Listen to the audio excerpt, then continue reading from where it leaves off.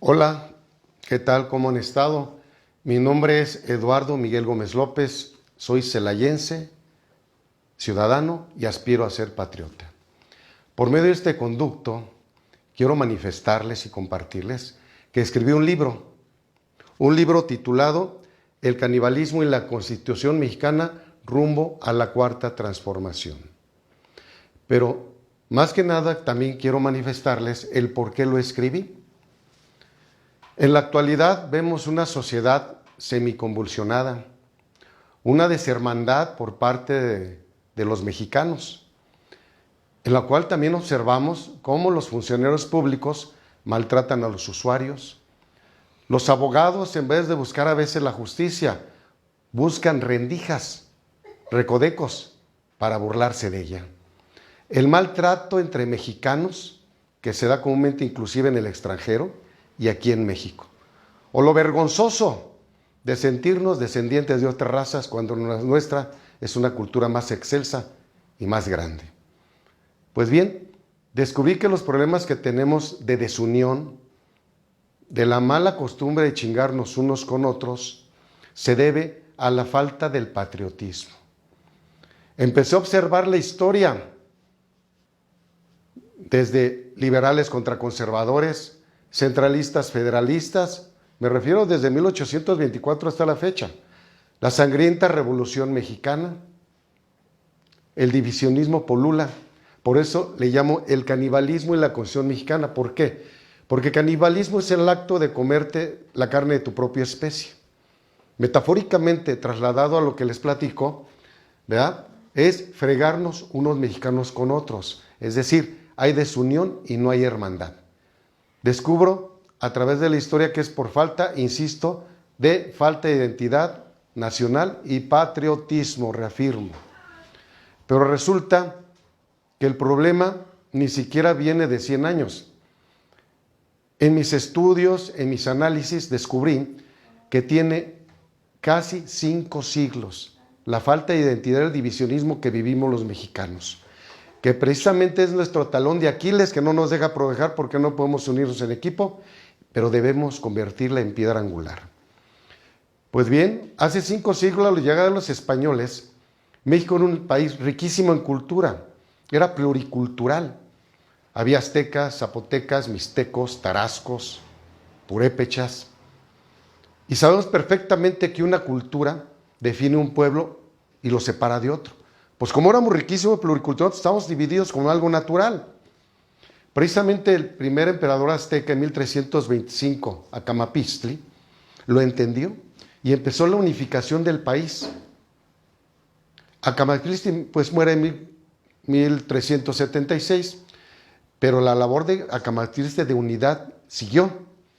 Ya hacia 1427 ya había 3 grupos formados, que eran el Tlatoani de Tacubaya, el de Texcoco y el de Teotihuacán. Es decir, ya iba la unidad de 3 grupos. Cuando vinieron los españoles no era un imperio, eran 3 imperios los que habían aquí en el país. Pues bien, este divisionismo lo podemos ejemplificar en aquel tiempo porque los españoles daban unas leyes indianas aplicadas a este país, inclusive a Latinoamérica, porque esto que estoy platicando también le sucedió a toda América Latina, donde llegaron los españoles, la invasión. ¿Qué pasó? Sus 3 leyes indianas importantes eran las capitulaciones, las huestes y las instrucciones. En conclusión, estas leyes permitían que tú como oriundo del país podrías trabajar para la corona española y seguir, ¿verdad?, conquistando, invadiendo a los pueblos. Y en respuesta, el rey de España te iba a compensar con regalías. Imagínense, la división natural que había. Cuando Hernán Cortés llega, eran alrededor de 11 millones de oriundos. Los españoles eran 1,500. Vio nuestra debilidad de división natural, nos echa a pelear y nos conquistamos solos. Insisto, no es posible que 1,500 españoles le hayan ganado 11 millones de aztecas. ¿Sí? Entonces, esto nos pone en un preámbulo de traicionarnos. Como estábamos divididos, lo sabían los españoles, dan estas leyes indianas y convencen con facilidad a muchos oriundos de aquí del país. Uno de ellos fue Conín. Conín era un comerciante posteca. Este comerciante posteca era de la Nopala de Villagrán, era reino de Jilotepec, actualmente estado de Hidalgo. Los comerciantes por lo general pues tenían influencia en los diferentes lugares donde iban. A dos comendadores, uno llamado Hernández Pérez de Bocanegra y Rodrigo de Tapia, le vieron potencial para utilizarlo y seguir fregando a sus hermanos, seguir la conquista española. Desgraciadamente convencieron a Conín. Lo bautizaron con el nombre de Fernando de Tapia. Él siguió el sometimiento de sus hermanos al servicio del rey de España. A este hombre, el primer detractor del país, junto con su hijo, pues le dieron algunos regalías. Por ejemplo, lo hicieron miembro de la Sociedad Hispana, lo hicieron capitán general, lo hicieron gobernador general. Le dieron el permiso de uso de armas para crear el sitio de Querétaro, actualmente la ciudad, con otomís y chichimecas. En pocas palabras, sometió a otomís y chichimecas de toda la región. ¿Por qué aceptó Conín? Pues ya estábamos divididos y con facilidad nos traicionábamos. ¿Sí? Actualmente, desgraciadamente, veo muchos conines todavía queriendo entregar al país y queriendo traicionar a sus hermanos. La maldición nos viene de hace 5 siglos, no 70 años. Imagínense en qué nivel estamos de gravedad. Pues ya estábamos divididos y se acrecenta con la pérdida de identidad. Por si fuera poco la división, remata la pérdida de identidad.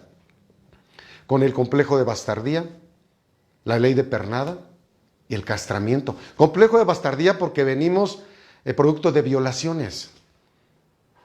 El hijo de nuestras hermanas aztecas no solamente era repudiado, sino esclavo. Castramiento. Nos quitaron idioma, religión, pensamientos, casi la cultura. La cultura no pudieron quitárnosla porque es inmortal. Todavía está guardándonos que regresemos a ella, pero es inmortal. Por eso, si no, también nos lo hubieran quitado. La ley de pernada, cuando llegaban los grandes caciques y se casaban con aquella doncella que iba a contraer con algunos de sus siervos un matrimonio. Entonces nacían los primeros mestizos. So pena de muerte en aquel tiempo al indio que montara un caballo, pero como ya eran mestizos, hijos de hacendados, pues ya los dejaron montar a caballo, ser caporales y administradores de las grandes haciendas. Desgraciadamente, de esta progenitación oscura, pues nace nuestro deporte charro. Pues bien, esos son los motivos desde hace 5 siglos que no se ha querido retomar la unificación del país, que tenemos el problema y es el resultado precisamente de que nuestra historia esté plagada de traiciones, corrupción, derrocamientos, de que nos hemos matado todo este tiempo como hermanos entre hermanos. Decía Melchor Ocampo, oye, no es matándonos como vamos a solucionar las cosas, es hablando menos entre hermanos. Insisto, todos los grandes grupos que se hicieron eran de mexicanos contra mexicanos, no es posible. Por eso quiero aclarar algo importante. Este libro no es ninguna doctrina, no es ni una ideología. ¿Por qué? Porque la doctrina son series de conceptos que te dan ciertos sectores y te hacen verdad que creas en ellos, te instruyen qué debes de creer. La ideología, pues son series de ideas de un tiempo, de un historiador o de un personaje, ¿sí? Es decir, te esclavizan y además te echan a pelear, dividen, este tipo de enseñanzas dividen. Aquí no es ni ideología ni es doctrina. Esto son razonamientos, es un despertar de conciencia. El despertar de conciencia es un modus vivendi inmortal. Porque la conciencia existe desde que existe el hombre. Es parte del alma inmortal. Solo que a veces en ciertas etapas el hombre se duerme y llegan las ideologías y doctrinas a esclavizarlo. No solamente a dividirlo y a confrontarlo. Aquí yo aspiro a que cuando se lea este libro despierten conciencias. Es decir, que no sean como las doctrinas e ideologías que le dicen qué pensar. Que piense por él mismo. Aquí es un recorrido que hago histórico, muy interesante. A través de la historia inclusive pongo como requisito que si no hay conciencia nacional, no hay constitución, ni hay nada. Por eso, al principio me presenté como Eduardo Miguel Gómez López, un ciudadano que aspira a ser patriota. ¿Por qué? Porque ¿de qué nos han servido los títulos, los doctorados, las maestrías si no hay conciencia nacional? Es importante la preparación, pero es más importante recuperar nuestro patriotismo. Humanizar y patriotizar las leyes, humanizar y patriotizar las instituciones, que toda esta esencia se está perdiendo. Es importante la preparación, pero si me ponen a escoger entre un nacionalista y un preparado, yo prefiero a un nacionalista. Es la diferencia entre un patriota y no un patriota, y no patriota. Podemos ser muy preparados, como han llegado muchas personas del extranjero, pero la inteligencia sin conciencia nacional se hace perversa. El éxito sin conciencia nacional se hace arrogante. La justicia se hace implacable. La pobreza hipócrita. La diplomacia de la misma manera. Por lo tanto, es importante transmitir a mis hermanos mexicanos que el problema es que tenemos de falta de unidad. Porque sin unidad no hay nada. Decía Platón que un pueblo dividido es un pueblo destruido. ¿Sí? Debemos nosotros tomar en cuenta este pasado para poder escribir el presente y el futuro. Los invito a leer el libro. Vamos a explicar con los filósofos del derecho todos los conceptos, desde democracia, oligarquía, aristocracia, soberanía, por qué los tres poderes, por qué la coercividad, pero todo desde el punto de vista de filosofía del derecho y con la razón. Y con la razón, porque mi libro lo que pretende es despertar conciencias a través de un razonamiento restaurado y puro.